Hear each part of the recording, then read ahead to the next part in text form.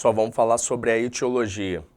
Então, a etiologia ela pode ser primária ou idiopática ou secundária. Então, primária e idiopática é a mesma coisa, ou secundária. Etiologia primária é aquela que a gente não sabe determinar a causa, né? Simplesmente ocorreu, e é de modo idiopático. A causa secundária ela pode ser por uma sequela de trauma, ela pode ser por uma doença inflamatória, uma doença autoimune, uma sequela de uma infecção que o paciente teve na sua história prévia, mau alinhamento do pé, enfim, doenças neurológicas, doenças congênitas, né, alterações congênitas. Um paciente que nasce com o pé torto congênito, por exemplo, ele acaba ficando com uma alteração ali do alinhamento do pé e acaba tendo artrose em uma dessas áreas que acabam sendo sobrecarregadas no transcorrer da vida. Então vamos ver aqui a etiologia da osteoartrose do tornozelo e do pé. Quando a gente fala em coxa e quando a gente fala em joelho, nós estamos falando da coxartrose, né, e da gonartrose. A causa primária é a causa mais comum.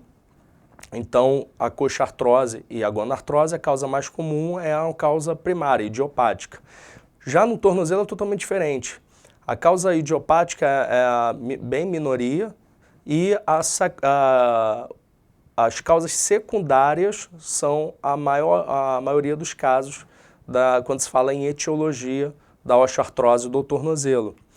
E a gente analisando essas causas secundárias, a gente vai ver que as sequelas de trauma, seja por fraturas ou seja por lesões ligamentares, é a causa mais frequente. Doenças autoinflamatórias, autoimunes também são bem frequentes, mas essa é a causa mais frequente.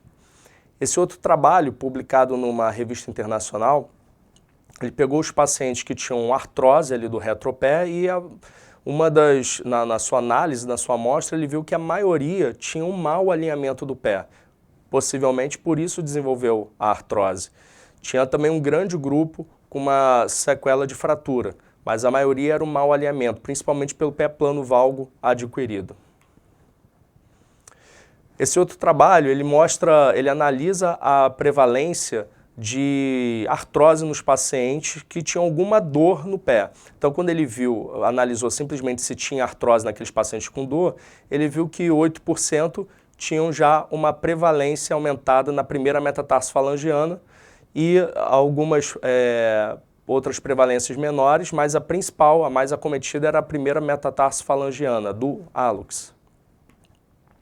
O diagnóstico é basicamente radiográfico. A radiografia ela é suficiente para dar o diagnóstico de osteoartrose, também do tornozelo do pé. Agora, a ressonância ela também auxilia. A ressonância a gente acaba encontrando sinovite, acaba podendo encontrar algum fragmento cartilaginoso solto, alterações ali da cartilagem a gente consegue ver bem na ressonância, e também o ultrassom também. O ultrassom ali com um examinador que está experiente, ele consegue avaliar lá e ver a presença de sinovite, a presença de deteriorização da superfície articular.